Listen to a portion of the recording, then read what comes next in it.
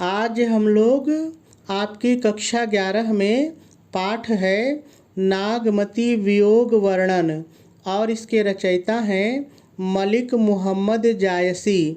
आज हम लोग इसके 7वें पद्यांश का संदर्भ, प्रसंग, व्याख्या और काव्य सौंदर्य लिखना सीखेंगे।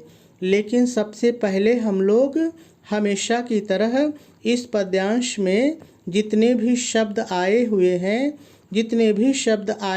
हैं पहले हम लोग इन सभी शब्दों पर एक नज़र डालेंगे और यदि इनमें से किसी का भी अर्थ कठिन होगा तो पहले हम लोग उसका सरल अर्थ जानेंगे, फिर उसके बाद हम लोग इसकी व्याख्या को सीखेंगे। ठीक है, तो चलिए सबसे पहले हम लोग इस पद्यांश में आए हुए सभी शब्दों का सरल अर्थ देख लेते हैं। लाग, देखिए लाग माने लग गया है। लाग माने लग गया है। क्या लग गया है? कुआर, तो हम लोग कहेंगे कुआर का महीना, या हम लोग कहेंगे क्वार का महीना, या आप अश्विन का महीना भी कह सकते हैं। लेकिन अश्विन कठिन हो जाएगा और व्याख्या हमको सरल शब्दों में बनानी होती है, तो हम या तो कुआर का महीना कहेंगे या क्वार का महीना। ठीक है, चलिए आगे देखिए। नीर, देखिए नीर माने जल या पानी दोनों होता है, कोई भी एक बोल करके आप व्याख्या कर लीजिए। जग, जग माने संसार, जग माने संसार। घटा, देखिए घटा मतलब घट गया है या कम हो गया है। घटा माने घट गया है या कम हो गया है, दोनों होता है। जो भी आपको अच्छा लगे एक लेकर के व्याख्या कर लीजिए। अबहु, देखिए अबहु माने अब तो, अबहु माने अब तो। आओ, देखिए आओ माने आ जाओ, आओ माने आ जाओ। कौन आ जाओ? कंत, कंत माने पति या प्रियतम, पति या प्रियतम दोनों होता है, कोई एक बोल करके व्याख्या कर लीजिए। तन, देखिए तन माने शरीर, तन माने शरीर। लटा, लटा मतलब क्षीण हो गया है या कमज़ोर हो गया है, क्षीण हो गया है या कमज़ोर हो गया है। ठीक है, चलिए आगे देखिए। तो ही मतलब तुमको, तुम्हें, या आप भी कह सकते हैं, इसको आप में भी बदल सकते हैं। ठीक है, जो भी आपको अच्छा लगेगा एक ले लीजिएगा। देखे, देखे का मतलब यहाँ पर है देख कर, देखे मतलब देख कर।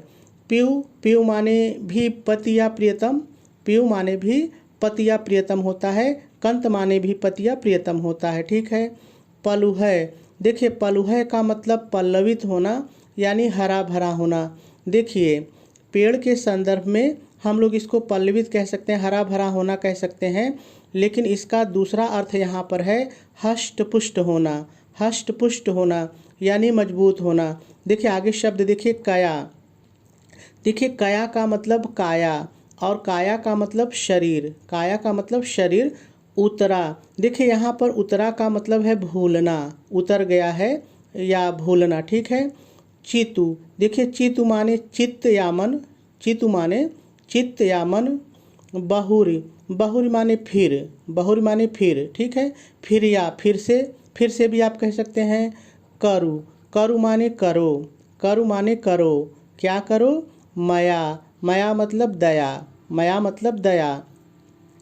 चित्रा, देखिए चित्रा एक प्रकार का नक्षत्र है, चित्रा एक प्रकार का नक्षत्र है, लेकिन देखिए जब दोनों को साथ लेंगे चित्रा मित्र तो इसका अर्थ निकल करके आएगा चित्रा का मित्र, चित्रा का मित्र अर्थात चंद्रमा।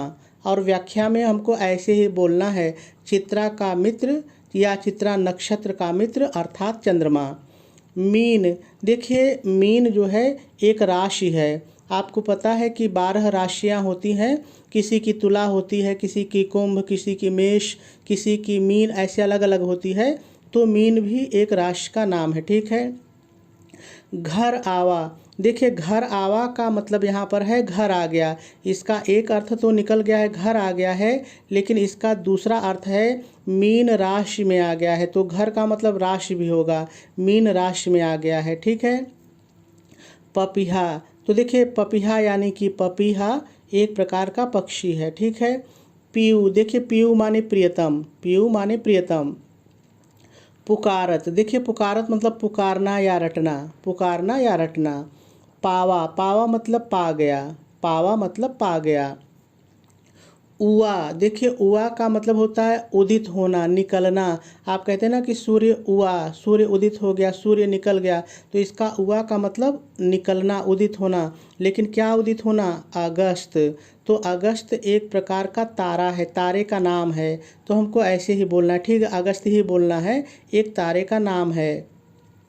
हस्ती, देखिए हस्ती एक प्रकार का नक्षत्र है। हम लोग अपनी अवधी भाषा में इसको हथिया भी बोलते हैं। और हथिया जब नक्षत्र लगता है क्वार के महीने में, अब इस समय क्वार का ही महीना लगा है, तो इस समय हथिया नक्षत्र होता है। और जो हथिया नक्षत्र होता है इसमें भी वर्षा होती है और काफ़ी हवा चलती है, तो एक प्रकार का नक्षत्र। ठीक है। घन माने बादल, घन माने बादल।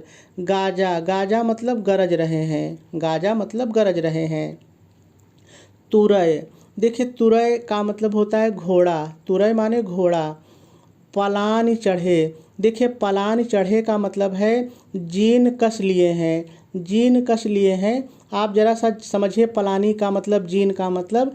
देखिए जब आपने देखा होगा, मान लीजिए देखिए ये घोड़ा है, थोड़ी देर के लिए मान लीजिए कि ये घोड़ा है, ये घोड़ा है। और जब कोई इस पर बैठता है तो देखे होंगे आप, एक इस पर रखा जाता है, वो कुछ चमड़े टाइप का होता है, यहाँ रखा जाता है, उसी को पलानी बोलते हैं, उसी को जीन बोलते हैं।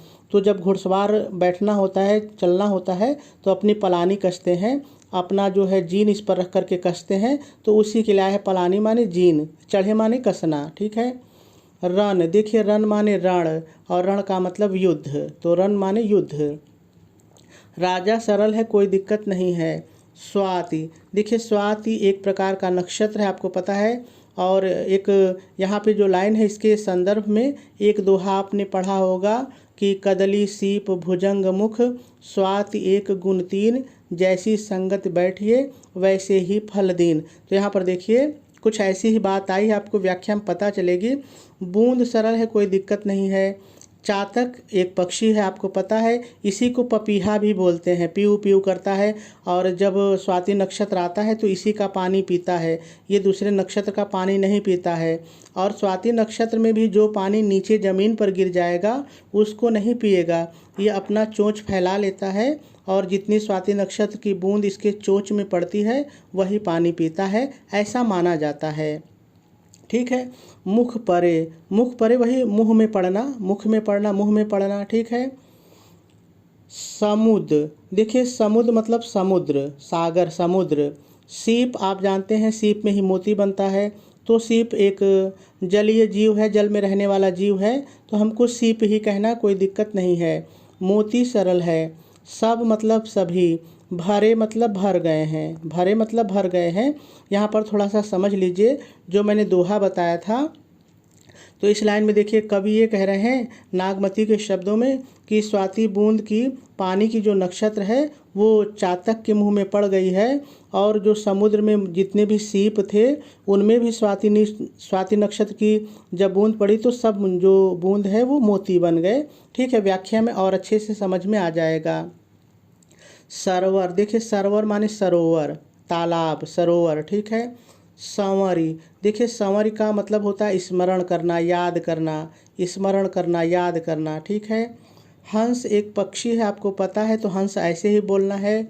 चली आए, देखिए चली आए मतलब चले आए या लौट आए, चले आए या लौट आए, दोनों में से कोई एक बोल करके आप व्याख्या कर सकते हैं। सारस, सारस भी एक पक्षी है। कुरलही, देखिए कुरलही का मतलब होता है कीड़ा करना, यानी जो आपस में वो खेलते हैं, एक दूसरे को चोंच मार के एक दूसरे से खेलते दौड़ाते हैं, तो कुरलही मतलब क्रीड़ा करना, खेलना। ठीक है। खंजन, खंजन भी एक प्रकार का पक्षी है। दिखाए मतलब दिखाई देने लगे, दिखाए मतलब दिखाई देने लगे। भा मतलब हो गया है, भा माने हो गया है। क्या हो गया है?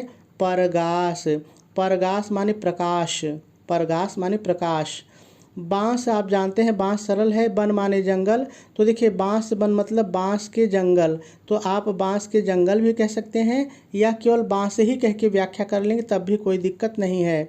फूले मतलब खिल गए हैं, फूल लग गए हैं, खिल गए हैं। ठीक है।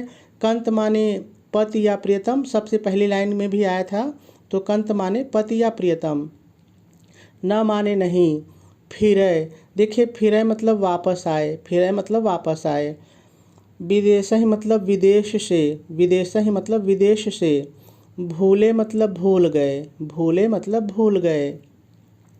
बिरह हस्त, देखिए बिरह हस्त माने बिरह रूपी हाथी, बिरह हस्त माने बिरह रूपी हाथी।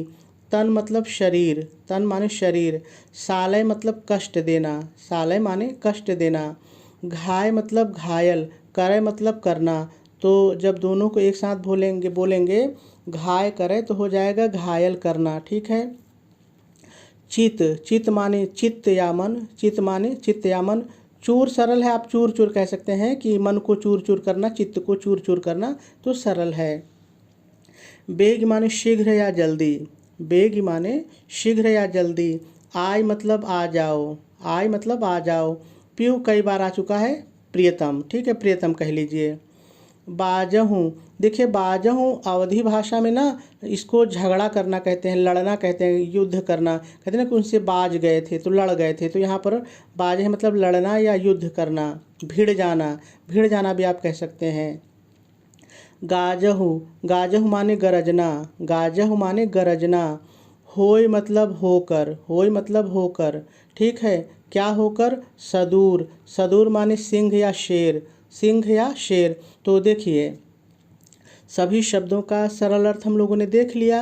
अब हम लोगों को इसकी व्याख्या सीखनी है, लेकिन इसकी व्याख्या को सीखने से पहले हम लोग थोड़ा सा इसका संदर्भ और प्रसंग लिख लेते हैं, फिर उसके बाद हम लोग इसकी व्याख्या को सीखेंगे। ठीक है। तो चलिए सबसे पहले हम लोग इसका संदर्भ लिख लेते हैं। तो आप संदर्भ हेडिंग डालेंगे, डैश डालेंगे और डैश डाल करके लिखेंगे प्रस्तुत पद्यांश हमारी पाठ्य पुस्तक हिंदी के काव्य खंड में संकलित नागमती वियोग वर्णन शीर्षक से उद्धृत है। इसके रचयिता मलिक मोहम्मद जायसी जी हैं। यह पद्यांश उनके प्रसिद्ध काव्य ग्रंथ पद्मावत में संग्रहित है। पूर्ण विराम लगा देंगे और आपका संदर्भ पूरा हो जाएगा। चलिए अब हम लोग इसका प्रसंग भी लिख लेते हैं। तो आप प्रसंग हेडिंग डालेंगे, डैश डालेंगे और डैश डाल करके लिखेंगे प्रस्तुत पद्यांश में कवि जायसी जी ने क्वार माह के आगमन पर रानी नागमती की विरह दशा का बहुत ही मार्मिक वर्णन किया है। पूर्ण विराम लगा देंगे और आपका प्रसंग भी पूरा हो जाएगा। चलिए अब हम लोग इसकी व्याख्या को सीखते हैं। तो कवि जायसी जी कहते हैं लाग कुआर नीर जग घटा अबहु आऊ कंत तन लटा। तो देखिए एक बार में हम लोग एक एक लाइन लेकर के ही इसकी व्याख्या को सीखेंगे। ठीक है। तो देखिए सबसे पहले आप व्याख्या हेडिंग डालेंगे, डैश डालेंगे और डैश डाल करके पहले थोड़ा सा भाव के अनुसार आपको अपनी तरफ से जोड़ करके लिखना पड़ेगा। आपको अपनी तरफ से क्या जोड़ करके लिखना पड़ेगा, ध्यान से सुनिए। प्रस्तुत पद्यांश में रानी नागमती अपने पति को संबोधित करती हुई कहती है कि हे प्रियतम। अब लाइन पर आ जाइए। हे प्रियतम, क्वार का महीना, यहाँ से शुरू करेंगे हम लोग। कुआर यानी क्वार का महीना लग गया है, लग गया है। क्वार का महीना लग गया है। संसार से जग, संसार से पानी नीर पानी, संसार से पानी घट गया है, घटा घट गया है। अब यहाँ फिर से थोड़ा सा भाव के अनुसार अपनी तरफ से जोड़ के लिखेंगे। क्या लिखेंगे, ध्यान से सुनिए।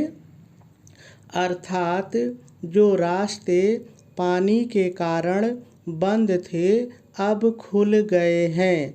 फिर लाइन पर आइए, अब खुल गए हैं। इसलिए हे प्रियतम, कंत प्रियतम, तो हम लोग कहेंगे इसलिए हे प्रियतम अब तो, अब तो चले आओ, चले आओ। इसलिए हे प्रियतम अब तो चले आओ। आपके विरह में मेरा, इतना फिर जोड़िए, आपके विरह में मेरा शरीर, तन शरीर, आपके विरह में मेरा शरीर क्षीण हो गया है, या आप कह सकते हैं कमज़ोर हो गया है, जो आपको अच्छा लगे, ठीक है। आपके विरह में मेरा शरीर क्षीण हो गया है या कमज़ोर हो गया है। पूर्ण विराम लगा देंगे और एक लाइन की व्याख्या पूरी हो जाएगी। चलिए अब हम लोग इस एक लाइन की व्याख्या को फिर से सीखते हैं। यदि कहीं नहीं समझ में आया होगा तो समझ में आ जाएगा, लेकिन इसकी व्याख्या को सीखने से पहले इस लाइन का भाव आप मेरे शब्दों में ज़रा सा सुन लीजिए, फिर उसके बाद हम लोग इसकी व्याख्या को सीखते हैं। तो देखिए, इस लाइन में रानी नागमती अपने पति को संबोधित करती हुई कहती हैं कि हे प्रियतम, आपको गए हुए बहुत दिन हो गए। आषाढ़ और सावन का महीना जिसमें बहुत ही पानी बरसा था, नदी नाले मिलकर एक हो गए थे, सारे रास्ते डूब गए थे, सारे रास्ते बंद हो गए थे। तो हे प्रियतम, मैं मानती हूँ कि आप नहीं आ पाए क्योंकि रास्ते बंद हो गए थे। लेकिन आगे कहती हैं कि हे प्रियतम, अब तो कुआर का महीना लग गया है और संसार से पानी भी घट गया है। यानी जो रास्ते पानी के कारण बंद हो गए थे, जो मार्ग अवरुद्ध हो गए थे, अब वो खुल गए हैं। इसलिए हे प्रियतम अब तो चले आओ। और आगे कहती हैं कि आपके विरह में मेरा शरीर अत्यंत कमज़ोर हो गया है, क्षीण हो गया है। यही बात रानी कह रही हैं, लेकिन कैसे कह रही हैं, चलिए एक बार फिर से हम लोग लाइन के माध्यम से सीखते हैं। तो देखिए, मैंने कहा कि सबसे पहले आप व्याख्या हेडिंग डालेंगे, डैश डालेंगे और डैश डाल करके पहले थोड़ा सा लिख लेंगे। क्या लिखेंगे, एक बार फिर से ध्यान से सुन लीजिए। प्रस्तुत पद्यांश में रानी नागमती अपने पति को संबोधित करती हुई कहती है कि हे प्रियतम। अब लाइन पर आ जाइए।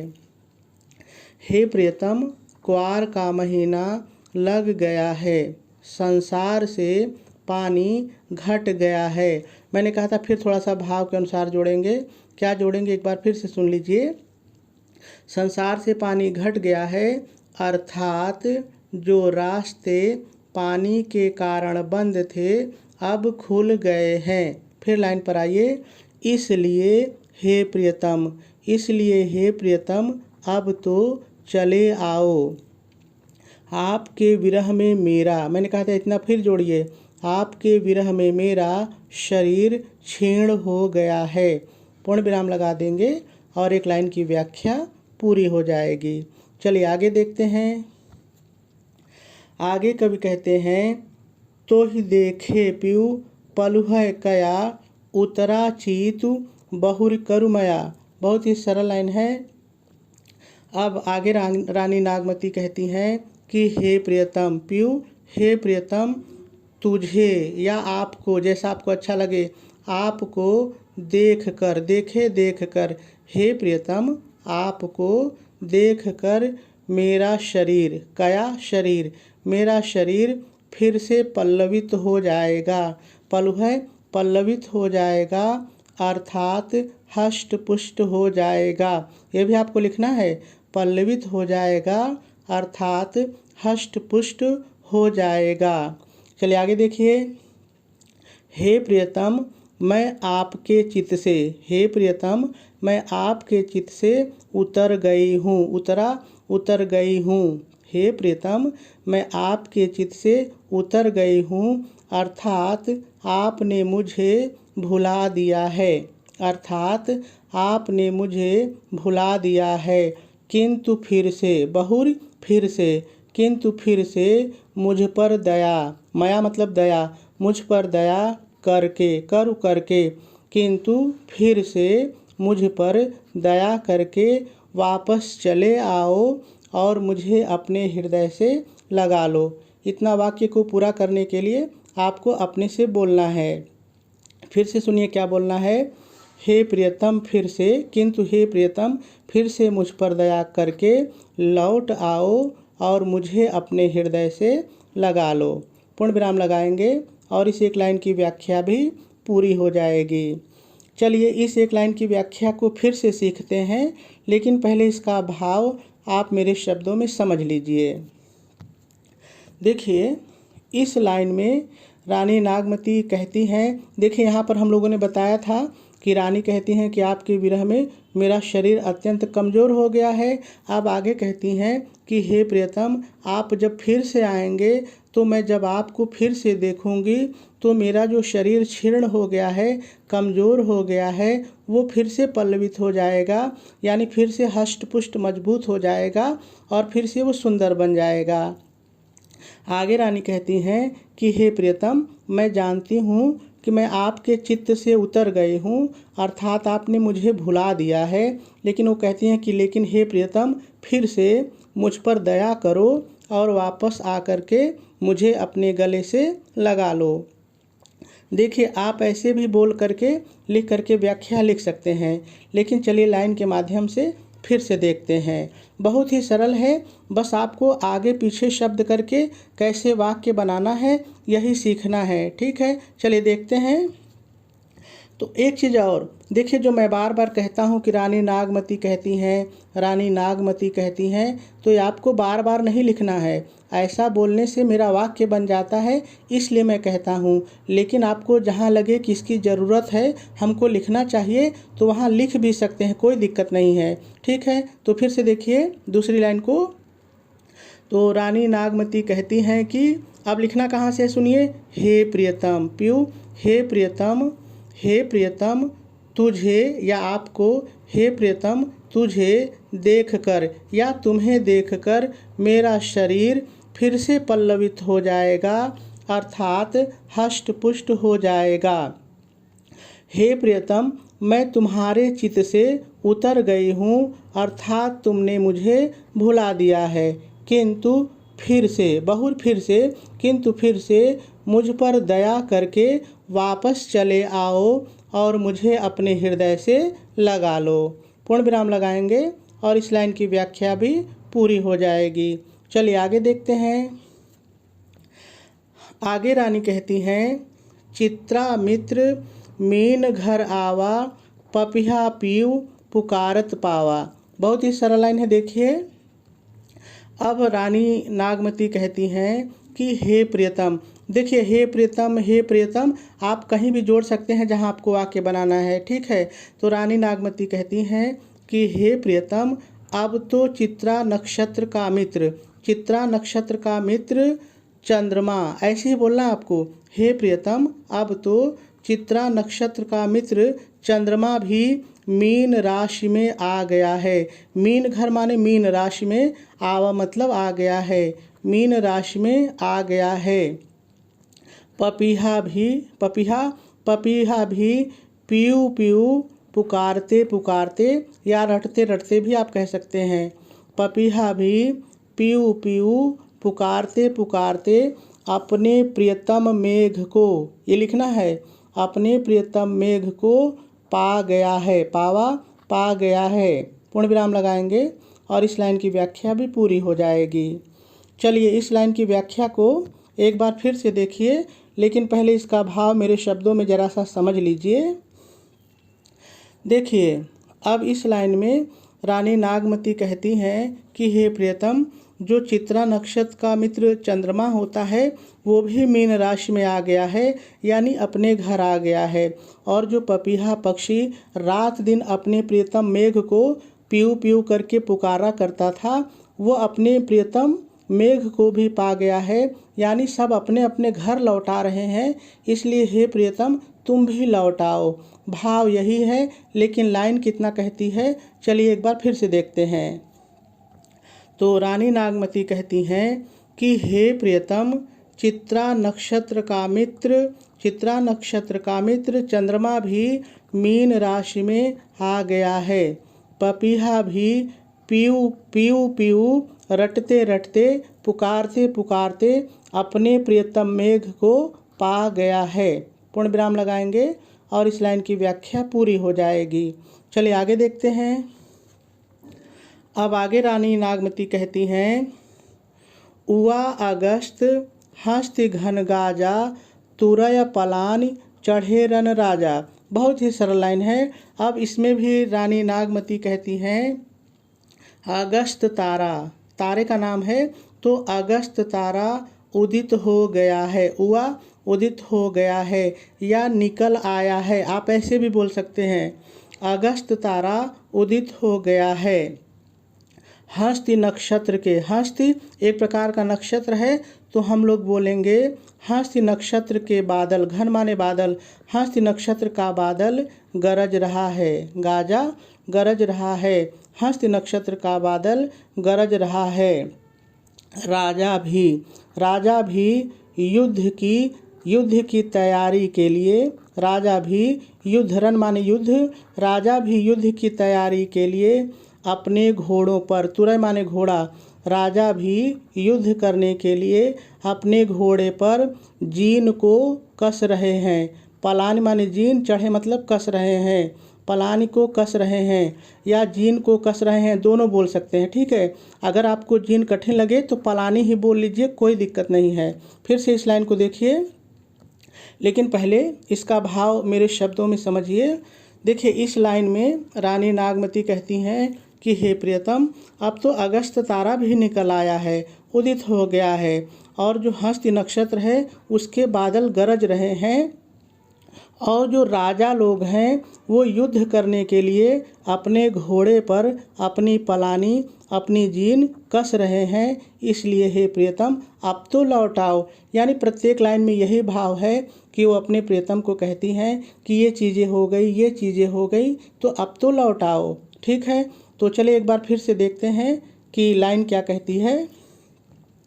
तो देखिए नागमती कहती हैं कि हे प्रियतम, अब तो अगस्त तारा भी निकल आया है, हस्ति नक्षत्र के बादल गरज रहे हैं, राजा युद्ध करने के लिए अपने घोड़ों पर पलानी कस रहे हैं। पूर्ण विराम लगा देंगे और इस लाइन की व्याख्या भी पूरी हो जाएगी।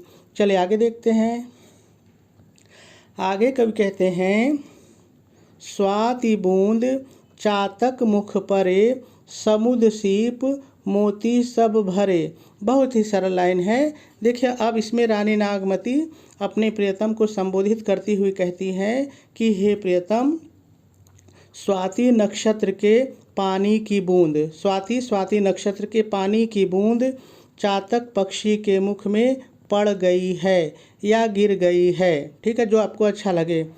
स्वाति नक्षत्र के पानी की बूंद चातक के मुख में पड़ गई है। समुद्र के सीप को ऐसे ही बोलना है, समुद्र माने समुद्र के सीप स्वाति नक्षत्र की बूंद गिरने के कारण, इतना जोड़ना है, समुद्र के सीप स्वाति नक्षत्र की बूंद गिरने के कारण मोती से भर गए हैं या सभी मोती से भर गए हैं। पूर्ण विराम लगाएंगे और इस लाइन की व्याख्या भी हो जाएगी। चलिए इस लाइन की व्याख्या को एक बार फिर से देखिए, कहीं नहीं समझ में आया होगा तो समझ में आ जाएगा, लेकिन पहले इसका भाव समझिए। देखिए इस लाइन में रानी ये कह रही हैं कि हे प्रियतम, अब तो स्वाति नक्षत्र जो कि चातक पक्षी स्वाति नक्षत्र के लिए परेशान रहता है कि कब बरसेगा, कब मेरी प्यास बुझेगी, तो कहते हैं कि हे प्रियतम, अब तो स्वाति नक्षत्र के पानी की बूंद भी चातक पक्षी के मुख में पड़ गई है, और जो समुद्र में सभी सीप थे उनमें भी स्वाति नक्षत्र का पानी जो है उसकी बूंद है जो गिरी, और वो सब जितने सीप थे मोती से भर गए हैं, इसलिए हे प्रियतम अब तो लौट आओ। ठीक है, भाव यही है, लेकिन लाइन क्या कहती है, चलिए एक बार फिर से देखिए। देखिए, तो रानी नागमती कहती हैं कि हे प्रियतम, स्वाति नक्षत्र के पानी की बूंद चातक पक्षी के मुख में पड़ गई है। समुद्र के फिर यहाँ सभी को लीजिए, समुद्र के सभी सीप स्वाति नक्षत्र की बूंद गिरने के कारण मोती से भर गए हैं। पूर्ण विराम लगा देंगे और इस लाइन की व्याख्या भी पूरी हो जाएगी। चलिए आगे देखिए। आगे रानी नागमती कहती हैं, सरवर संवरी हंस चली आए, सारस कुरलही खंजन दिखाए। बहुत ही सरल लाइन है। देखिए, अब रानी नागमती कहती हैं कि हे प्रियतम, हंस भी यहाँ से शुरू करिए। हे प्रियतम, हंस भी सरोवर को याद करके या स्मरण करके, हंस भी सरोवर का स्मरण करके वापस लौट आए हैं, चली आए, वापस लौट आए हैं। सारस पक्षी भी जल क्रीड़ा कर रहे हैं, कुरलह जल क्रीड़ा कर रहे हैं, और खंजन पक्षी भी दिखाई देने लगे हैं। पूर्ण विराम लगाएंगे और इस लाइन की व्याख्या भी पूरी हो जाएगी। चलिए इस लाइन की व्याख्या को एक बार फिर से देख लीजिए, लेकिन पहले इसका भाव समझिए। देखिए, इसके पहले पद्यांश में हम लोगों ने पढ़ा था कि जब सरोवर सूख गया था, तालाब सूख गए थे, तो जो हंस उसमें रहते थे वो हंस उस तालाब को छोड़ करके चले गए थे।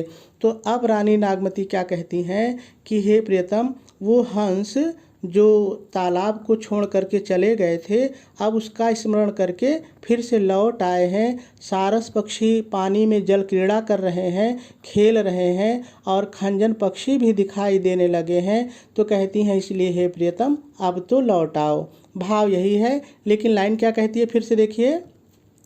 तो रानी नागमती कहती हैं कि हे प्रियतम, हंस भी सरोवर का स्मरण करके वापस लौट आए हैं। सारस पक्षी भी जल क्रीड़ा कर रहे हैं, और खंजन पक्षी भी दिखाई देने लगे हैं। पूर्ण विराम लगाएंगे और इस लाइन की व्याख्या भी पूरी हो जाएगी। चलिए आगे देखते हैं।